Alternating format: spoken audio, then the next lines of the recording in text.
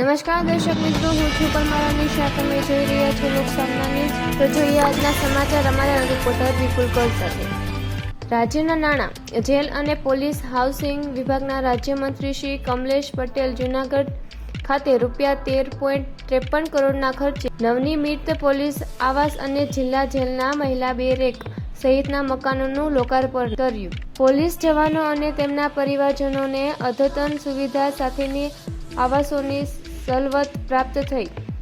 દેશ અને રાજ્યમાં શાંતિ જળવાઈ રહે તે માટે સુરક્ષા કર્મીઓનું મનોબળ અટકાવી રાખવું અત્યંત જરૂરી છે. રાજ્યમંત્રી શ્રી કમલેશ પટેલ જૂનાગઢ તારીખ 7 રાજ્યના નાણાં, જેલ અને પોલીસ હાઉસિંગ વિભાગના રાજ્યમંત્રી શ્રી કમલેશ પટેલ આજે જૂનાગઢ ખાતે ₹13.53 કરોડના ખર્ચે નવનિર્મિત પોલીસ આવાસ અને જિલ્લા જેલના મહિલા બેરેક સહિતના કામોનું લોકાર્પણ કર્યું હતું. રાજ્યમંત્રીશ્રીએ પોલીસ જવાનો અને તેમના પરિવાર માટેના આવાસો ઉપરાંત જિલ્લા જેલની પણ મુલાકાત કરીને નવનિર્મિત મહિલા બેરેક સહિતના બાંધકામોનું પણ નિરીક્ષણ કર્યું હતું. રાજ્યના નાણાં, જેલ, પોલીસ હાઉસિંગ વિભાગના રાજ્યમંત્રી શ્રી કમલેશ પટેલ જણાવ્યું હતું કે રાષ્ટ્રની સુરક્ષા અને હંમેશા રાજ્યમાં શાંતિ જળવાઈ રહે તે માટે સુરક્ષા કર્મીઓનું મનોબળ ટકાવી રાખવું અત્યંત આવશ્યક છે.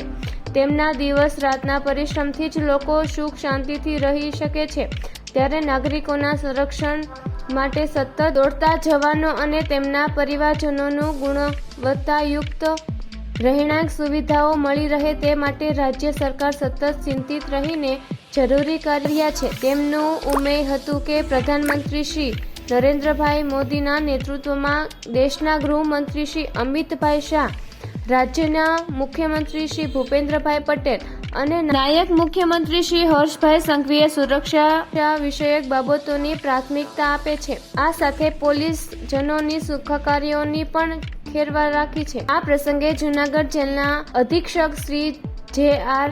સિસોદિયાએ રાજ્યમંત્રીશ્રી સહિતના મહાનુભાવોનું શાબ્દિક સ્વાગત કરી આવકાર્યા હતા.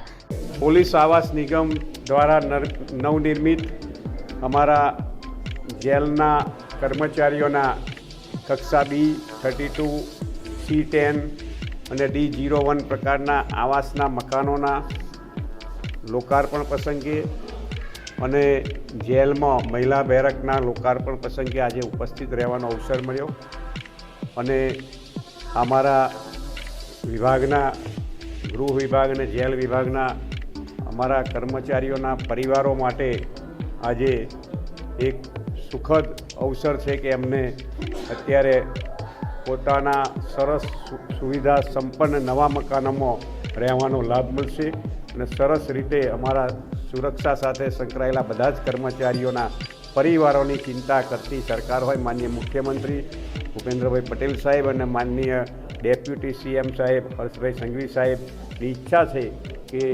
અમારા વિભાગના ગૃહ વિભાગ હોય, જેલ વિભાગ હોય તે પોલીસ આવાસના મકાનો અને નવા ભવનો જેમ બને એમ જલ્દી બની અને લોકાર્પણ થાય એ રીતે જ્યારે ગૃહ વિભાગ આદરણીય ડેપ્યુટી CM સાહેબના નેતૃત્વ નીચે કામ કરી રહ્યો હોય ત્યારે આ તૈયાર મકાનોના લોકાર્પણ પ્રસંગે ઉપસ્થિત રહેવાનો અવસર મળ્યો એ બદલ આ જૂનાગઢના અમારા સર્વે કાર્યકર્તા મિત્રોનો અને જૂનાગઢના પદાધિકારીઓનો અને આ વિભાગના અધિકારીઓનો હૃદયપૂર્વક આભાર માનું છું. અસ્તુ ભારત માતા કે વંદે માતરમ. તો ફરી મળીશું એક નવા સમાચાર સાથે. ત્યાં સુધી જોતા રહો લોકસામના ન્યૂઝ.